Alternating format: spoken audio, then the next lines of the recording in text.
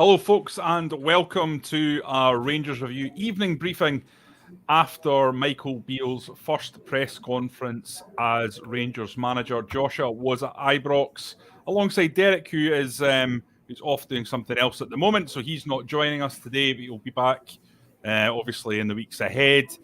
Josh, Michael Beale said a number of interesting things to the broadcast media. He has gone away with the other media outlets now, and you can imagine there'll be more stuff coming at 10:30 tonight. But certainly, Josh has disappeared. Hopefully, he'll be coming back soon. I'll add him there. Josh, as I was saying, Michael Beale said a number of interesting things. What was it that stood out to you in terms of his presser today? What was it that made an impact on you? You got to ask a couple of questions. And what was your overall feeling on this first press conference? Yeah, hopefully the Wi-Fi holds up, Johnny. Today it's not our fault. If it falls down, it's the Rangers press Wi-Fi. But no, I mean, he spoke well. Nothing new on that front. I think you've seen in the last kind of few days with Michael Beale that he's quite comfortable assuming the role of being the main man, of being the manager, not the first team coach. Made a number of points, reaffirming what he said in previous interviews. He doesn't think this squad is as broken as people have said it is. He reaffirms the fact that they've got to a Scottish Cup final, a Europa League final, won a Scottish Cup in recent months, and goes back to the core of this squad, which obviously won the title. Obviously, he has to strike the balance between looking back but also looking forwards. And Ross Wilson said that Beale will take time to assess the squad before they assess where they are in the market. He spoke a little bit about how he wants his Rangers team to look. He says he wants them to be a little bit more aggressive off the ball, play a little bit closer together with some variety. So some interesting kind of confirmations on that point, Johnny. And then said all the right things when it came to the fact about that you need to win here, you need to win every week, and he needs to win the next title for this club as soon as possible. So more of the same, obviously a bit of a longer form, but yeah, I think all week he's kind of said all the right things, and obviously he just needs to back that up now by creating a kind of a winning Rangers team and doing so pretty quickly. One of the things that struck me as interesting, Josh, for the second time in as many days, Michael Beale has highlighted Kemar Roofe as an option that's in place at the club that hasn't been utilised properly or certainly fully over the last wee while now. I have made it clear time and time again that I think Kemar Roofe is a player of top quality, especially at Scottish Premiership level. This is a guy who just can't get fit or hasn't been able to get fit. But in terms of class, there's absolutely no doubting it. Now, do you not think it's interesting that that's the second time in a very short period he's highlighted him? He also highlighted Tom Lawrence, Yanis Hadji, Alfredo Morelos as being incredible options once everyone's fit. Yeah, no, I agree with you, Johnny. And I think, for example, if he'd come into the club and the news had been from inside, Roofe's not going to be fit for a number of months, or I don't think he'd be making those noises if he didn't think it was a possibility that Roofe started to play. Now, it's important to remember about Roofe. He also was kind of out of favour for a long time under Van Bronckhorst last season because Van Bronckhorst only played with one central striker. So although he was injured, those injury problems were, I think, initially brought on by the amount of games he played when Alfredo Morelos was out injured. I'm of the opinion that you kind of have to almost disclude that conversation until it happens because Roofe's missed so much football. I think if you're talking about looking to the future, it cannot be looking to a player who's been so unavailable in the last number of months. A more interesting point for me, Johnny, was towards the end of the press conference. He said something along the lines of, I'm looking forward to working with these attacking players with some of my ideas. He said sometimes a coach's role is overrated. You just put the roadmap out and the players go and do it themselves. But he was keen to reaffirm that he thinks these players can get more from an offensive point of view under him, maybe looking at players like Matondo, Kent, Tillman, obviously Lawrence and Hadji when they get back. But he also, he didn't overdo it, I think, which is also a quite... You can do that. You can come in and make too many grand statements. I think he was kind of keen to keep reaffirming the importance of winning, the excitement he has at the challenge. A line he's used before, which is that pressure is just expectation, and expectation is a privilege. So, but yeah, the conversation about the attackers and how he thinks he can get them playing better, producing better numbers was really interesting to me. And there's a fair bit on transfers as well. Ross Wilson was asked about it, and Beale was asked about it as well, and it came in with some interesting points. We have to, because the demand placed on it. We're always looking at the transfer market, and there's a lot of interesting players out there. If you look at the last couple of years with Joe Aribo and Calvin Bassey coming to the club, as pretty much unknowns for low fees. We've done well in the player trading in terms of them going out on the conveyor belt, but it's always in the background. And so at this moment in time, if everyone is fit, it's a very strong Rangers squad. And then with every window, you'll look to edge it on by looking at what bits are needed. So again, he's coming back to this point about it not needing wholesale radical change. And I think Michael Beale thinks this squad is better than it's been performing in the league, especially of late. And well, presumably he thinks that in the Champions League too. I also thought when he touched on, Josh, the idea of the structure of the team, that was quite a strong point, even though it maybe didn't come across that at first viewing. Just listening to it a second time while you were getting ready to come on there, he's talking about the structure of the ball and being more solid. I think that's clearly going to be part of his strategy, isn't it? It's going to be that very, very, very tough to break down, well-organised, cohesive unit that we've seen in the past when Michael Beale was the head coach under Steven Gerrard, certainly in games against the likes of Celtic and European football, isn't it? Yeah, I think compact on and off the ball, more bodies in the centre. If you want to read a bit about this, you can on the website. We've got a piece today kind of hypothesising what Beale's Rangers team might look like based on some of the comments he's made this week, based on his previous stint at Ibrox. And he did say there might be a bit, of variety within that as well. Keen to not give, obviously, too much away, but there will be definitive, I think, changes early on. You can see that you will be able to see with Beale's team. And he said the fans effectively should look forward to coming and watching their team play on the 15th of December. And I think what Beale seems to enjoy is building that expectation, which is good because people want to be entertained. They want to watch attacking football. They want it to be exciting. They want to be able to buy into it and see, okay, this is going to produce success in the future. Now, it's all words at the moment. There's not any games to judge this off. We could be sitting here in a few weeks when a couple of results haven't gone the right way for Beale and having a whole different conversation.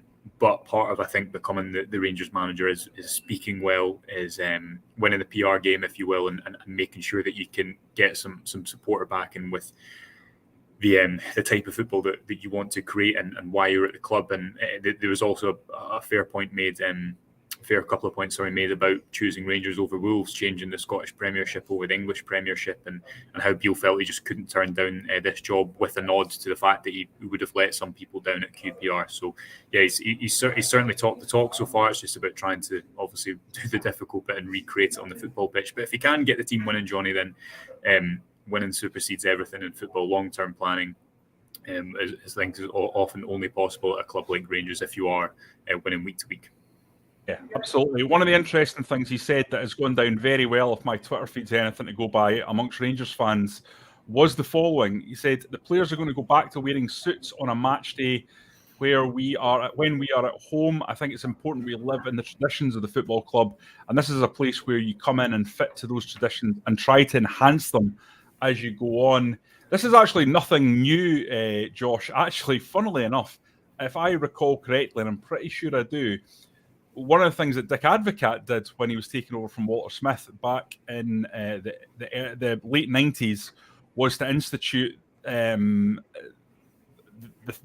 binning of this rule. He got rid of the idea that players had to turn up in suits and said, much better and more modern if they turn up in their tracksuits where they're more comfortable rather than being kind of stiff and turning up at their work. I think it was Walter Smith that then brought that back much later, and maybe when he returned to the club. After the Paul Le Guen period. But it's something about the traditions and the way Rangers have done things that this kind of thing that sets the club apart, many people think, and it's certainly been very, very popular. It doesn't have any footballing impact, it's about why Rangers is different to other big clubs, these traditions that they have that go back many, many years, and it's about setting the standards.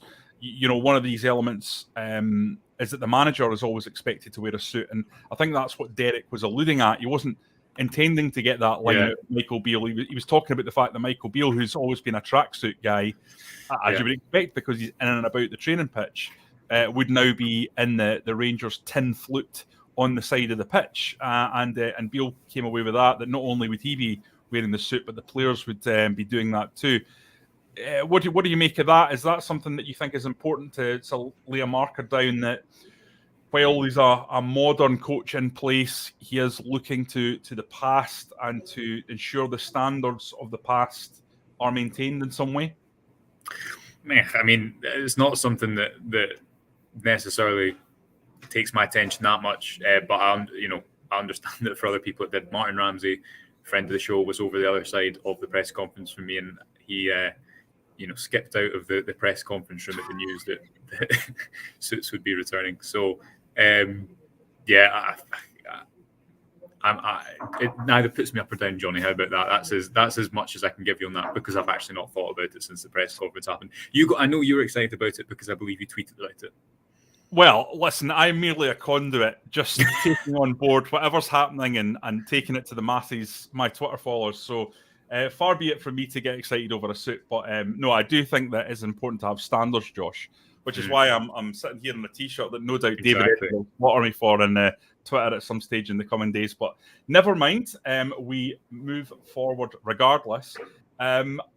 Just in terms of the overall sense that you're getting in the Blue Room there, Josh, it's obviously, for anyone who's not been in the Blue Room, it's quite a powerful place to sit and do a press conference. It's loads of history in there, obviously, and Michael Beale coming in. There's an occasion about it when there's something on in the Blue Room. There's no mistaking it. It's not the same as being down in the press conference room. So what did you make overall of the kind of sounds and the smells and Beale's overall reaction? We've talked about some of the individual points he's made, but the way he came across as a Rangers manager, as a communicator, did his performance scream a guy who's going to have authority? Yeah, I think he's. Again, we've touched on this point a few times in the last few days, Johnny. This isn't a tactician, backroom staff member who's only here because he can improve players in the training ground, or because he knows how to organise a team, or he's really clever in how he strategizes.